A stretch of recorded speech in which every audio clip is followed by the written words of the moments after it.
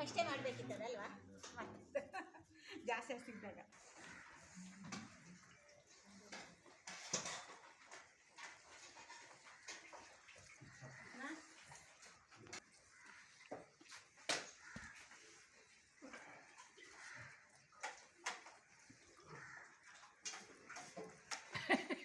ನಾನು ನೋಡಿನಲ್ಲ. ಹೌದಾ?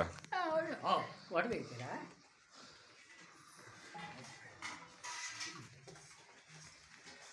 ನಂದು ಬಿದ್ದ ಅಂಕಲ್, ನಂದು ಬಿದ್ದಿಲ್ಲ. ಮಾಂತೇಶ ಅಂಕಲ್ ಸಮಾಧಾನ.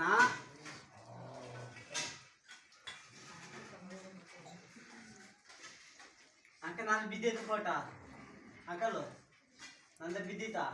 ಇಲ್ಲ, ಊಟ ಮಾಡು.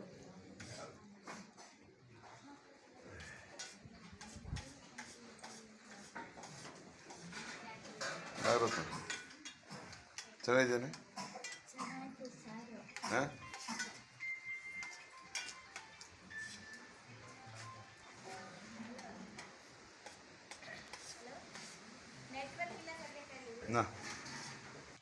ನಮಸ್ಕಾರ ಸ್ನೇಹಿತರೆ. ಈ ದಿನ ನಮ್ಮ ಆಶ್ರಮಕ್ಕೆ ನಾಗರಾಜ್ ನಾಗರತ್ನ ಎಂಬ ಇಬ್ಬರು ದಂಪತಿಗಳು ಬಂದಿದ್ದಾರೆ. ಅವರ ಮಗ ವಿಷಾದನೀಯ ಸಂಗತಿ ಅಂದರೆ ಅವ್ರ ಮಗ ನಿಧನರಾಗಿದ್ದಾರೆ. ಮೊನ್ನೆ ಒಂದು ಜಾಂಡೀಸ್ ಎಂಬ ಸಣ್ಣ ಮಗ ನಿಧನರಾಗಿದ್ದು, ಫಾರೆಸ್ಟ್ ಇಲಾಖೆಯಲ್ಲಿ ಕೆಲಸ ಮಾಡುತ್ತಿದ್ದ ಮಗ ಸಾವನ್ನಪ್ಪಿರುತ್ತಾರೆ.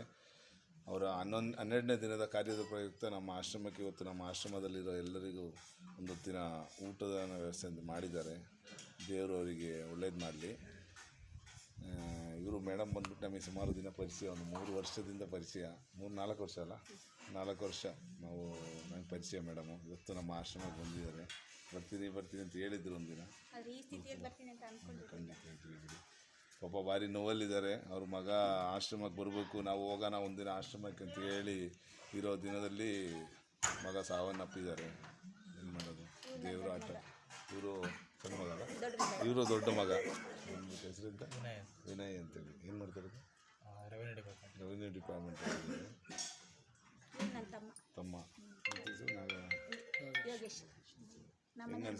ಹೆಂಗೆ ಅನ್ಸುತ್ತೆ ನಿಮಗೆ ಇಲ್ಲಿ ಬಂದಾಗ?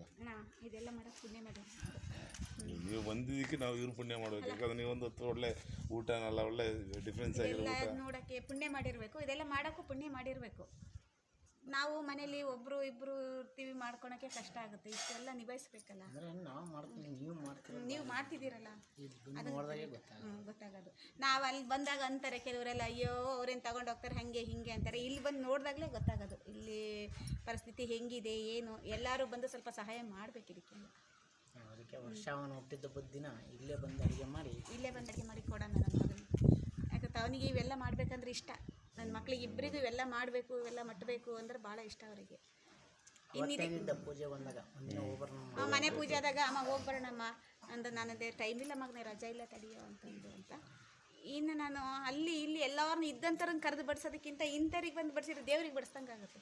ಇಂಥರ ಆಶೀರ್ವಾದ ಸಿಗುತ್ತೆ ನನ್ನ ಮಕ್ಳಿಗೆ ತುಂಬ ನನ್ನ ಮಗನಿಗೆ ಪುಣ್ಯ ಜೀವಂತ ಇರೋ ದೇವ್ರುಗಳಿಗೆ ಹೊಟ್ಟೆ ತುಂಬ ಊಟ ಹಾಕಿದ್ರೆ ಸರ್.